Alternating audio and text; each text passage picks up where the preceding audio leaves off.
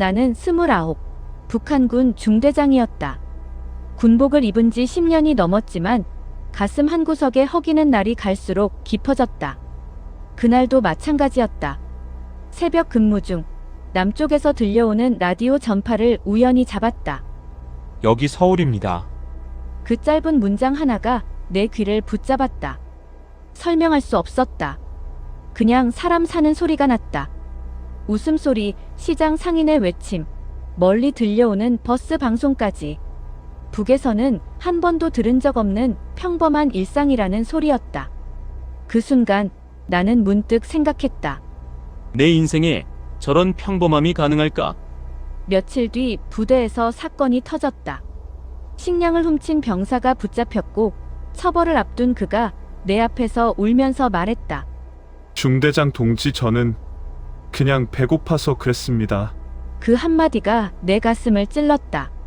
나라를 지킨다는 명목 아래 정작 우리는 굶주림 하나도 해결하지 못하고 있었다. 그날 밤 나는 처음으로 진지하게 결심했다. 남쪽으로 가야겠다. 하지만 DMZ는 장교인 나조차 한 번도 제대로 본 적 없는 죽음의 구역이었다. 지뢰, 철책, 감시초소, 그리고 내가 넘으려는 순간 가장 먼저 날 쏴야 하는 건 바로 내 동료들이었다. 그럼에도 이상했다. 두려움보다 더 큰 감정이 나를 끌고 갔다. 설명할 수 없는 강렬한 직감. 마치 누군가가 내 등을 조용히 떠미는 기분. 그리고 마침내 나는 내 인생을 완전히 뒤바꿀 결정을 했다. 오늘 밤 10시. 단독 근무 시간 그때 DMZ로 들어간다. 하지만 나는 몰랐다. 내가 DMZ로 첫 발을 내딛는 순간 상상도 못한 사람이 나를 기다리고 있을 줄은. 나는 밤 9시 57분 손목시계를 한 번 더 바라봤다. 이제 돌아갈 길은 없다. 철조망은 생각보다 높았고 별빛이 약하게 반짝이는 DMZ는 짙은 안개 속에서 입을 벌린 괴물 같았다. 10시 정각, 교대병이 멀어지자 나는 숨을 깊게 들이쉬었다. 장교 신분증을 흙 속에 묻고 군복 윗주머니에 넣어둔 작은 사진 한 장을 조용히 만졌다. 몇 달 전 우연히 손에 넣은 나만 가정의 모습이 담긴 사진. 밥상 앞에서 웃고 있는 가족. 그 웃음 때문에 나는 오늘 이곳에 서 있었다. 첫 번째 철책을 넘는 데만 20분이 걸렸다. 옷이 찢기고 손이 베었다. 그러나 진짜 문제는 안쪽이었다. 지뢰지대. 내가 받은 교육으로는 지뢰는 랜덤이 아니다라는 말이 있었다. 패턴이 있다. 그리고 나는 그 패턴을 머릿속에 외웠다. 어둠 속에서 신발 끝으로 흙을 조금씩 밀며 전진했다. 지뢰에 쇠가 닿는 미세한 딱 소리가 들릴까봐 숨도 제대로 쉬지 못했다. 하지만 문제는 지뢰가 아니었다. 갑자기 멀리서 들려오는 발걸음 소리. 정확히 2명. 북측 경계조였다. 나는 숨을 죽이고 엎드렸다. 그들은 내 바로 앞, 불과 15m를 지나갔다. 이 근방에 이상한 낌새가 있다는 보고가 있었음. 그 목소리를 듣는 순간 머리가 하얘졌다. 내가 탈영했다는 사실이 벌써 전파된 것이다. 그들이 사라지자 나는 거의 기어가다시피 앞으로 나아갔다. 땀인지 눈물인지 모를 액체가 턱으로 흘러내렸다. 그렇게 2시간을 버텼다. 그때였다. 안개 사이에 사람 실루엣 하나가 보였다. 북도 아니고 남도 아닌 이상한 복장. 총을 겨누지도 않았다. 어둠 속에서 나를 조용히 바라보고만 있었다. 나는 얼어붙었다. 설마 첩보원인가? 남쪽 병력인가? 아니면 그 실루엣이 천천히 손을 들었다. 그리고 믿기 어려운 목소리가 들렸다. 거기 혹시 장교 동무? 이름이 맞습니까? 내 심장이 미친 듯 뛰기 시작했다. 나를 알고 있었다. 그 순간 나는 분명히 들었다. 안개 속 사내가 내 이름을 알고 있었다. DMZ 한가운데 그 아무도 없어야 할 곳에서. 누구요? 나는 낮게 웅얼거렸지만 손은 본능적으로 허리에 간직해둔 권총을 더듬고 있었다. 사내는 천천히 내게 다가오지 않았다. 대신 제자리에서 말했다. 총 내려. 난 남쪽 사람이야. 그리고 너를 기다리라는 지시를 받았어. 남쪽 사람. 그 말은 얼핏 희망처럼 들렸지만 동시에 믿기 힘든 말이었다. 나는 2달 전부터 탈출 흔적을 남기지 않으려고 극도로 조심해왔고 내 계획을 아는 사람은 단 한 명도 없었다.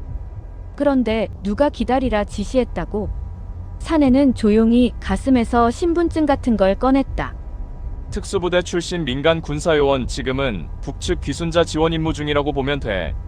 내 심장은 빠르게 뛰었다. 왜 나를 알고 있는 겁니까? 그때였다. 그가 한 발 뒤로 물러서며 말했다. 내 아버지 때문이다. 나는 순간 숨이 멎었다. 아버지. 내가 군에 입대한 뒤로 사실상 소식이 끊긴 사람. 정권에 밉보여 노동단지로 끌려갔다는 소문만 들렸던 사람. 아버지를 아십니까? 사내는 고개를 천천히 끄덕였다. 내 아버지는 6년 전에 단독 탈북했다.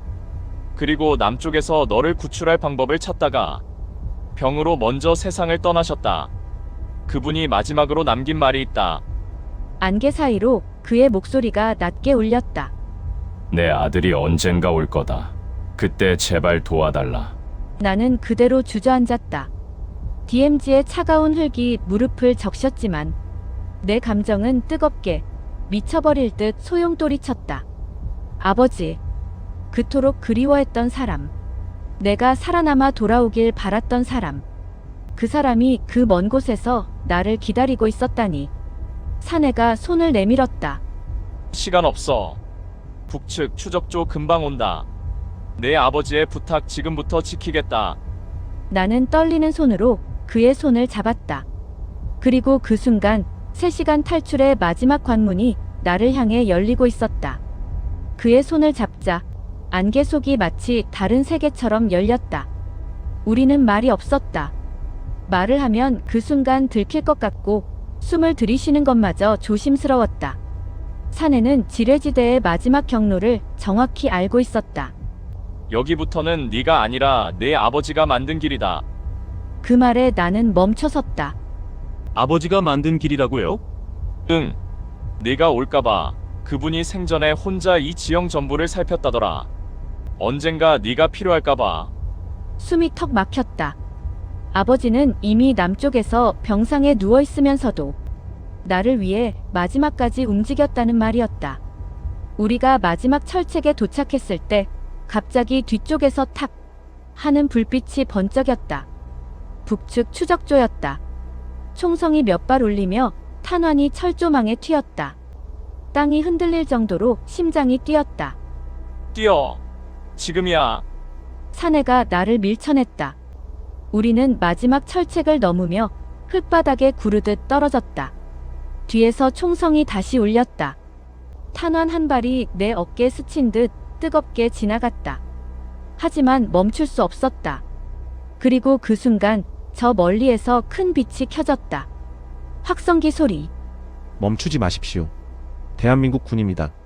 안전합니다. 그 소리가 들리자 다리에 힘이 풀렸다. 몇 걸음 더 가고는 나는 그대로 주저앉아 오열했다. 살아있다는 안도 때문인지 아버지의 길을 따라 남쪽에 닿았다는 감격 때문인지 도저히 분간도 되지 않았다. 남측 군인들이 나를 부축하며 말했다. 고생 많았습니다. 그리고 이것 아버님이 남기고 가신 겁니다. 그가 건넨 것은 작은 봉투 하나. 조심스레 뜯어보니 아버지의 삐뚤삐뚤한 글씨로 이렇게 쓰여 있었다. 아들아, 나는 너를 믿었다. 너도 이제 너 자신의 삶을 살아라. 아버지는 여기서 기다리겠다. 그 글씨 하나하나가 마치 아버지가 바로 옆에서 말하는 것 같았다. 나는 봉투를 가슴에 품고 조용히 속삭였다. 아버지, 저 왔습니다. 그날 새벽 안개의 DMZ는 더 이상 공포의 땅이 아니었다. 아버지와 나를 이어주는 마지막 달이었다. 남쪽에 온 지 2달이 지났다. 처음엔 모든 것이 낯설었다. 전철이 공짜로 움직이는 줄 알았고 편의점 계산대 앞에서는 바코드가 뭔지 몰라 한참을 헤맸다. 거리엔 온통 밝은 얼굴. 그 밝음 속에서 나는 한동안 어디에 서야 할지 몰라 헤맸다. 그러던 어느 날 귀순지원센터 담당자가 내게 말했다. 아버님이 남긴 기록을 정리하다가 보여드릴 게 있습니다. 그는 작은 USB 하나를 내 손에 쥐어줬다. 조심스레 틀어보니 거친 숨소리 사이로 아버지의 목소리가 흘러나왔다. 아들아, 내가 많이 부족했다. 내가 어릴 때 제대로 웃겨준 적도 없고 내 손 한 번 따뜻하게 잡아준 적 없구나. 남쪽에 오면 제일 먼저 하고 싶은 게 뭔지 아나? 너한테 진짜 아버지 노릇 한번 해보고 싶었다. 그 말을 듣는 순간 나는 숨조차 쉴 수 없었다. 사람은 떠난 뒤에야 그의 사랑이 얼마나 무거운지 알게 된다더니 정말 그랬다. 눈물이 흐르자 담당자가 조용히 말했다. 아버님이 생전에 마지막으로 남기신 게 있습니다. 그가 내민 건 작은 수첩. 펼치자 아버지의 글씨가 빼곡했다. 아들이 좋아할 만한 직업, 남쪽에서 혼자 외롭지 않게 지낼 법한 동네, 혹시라도 아들이 병들면 데려갈 병원 목록. 매일같이 쓴 흔적이 남아 있었다.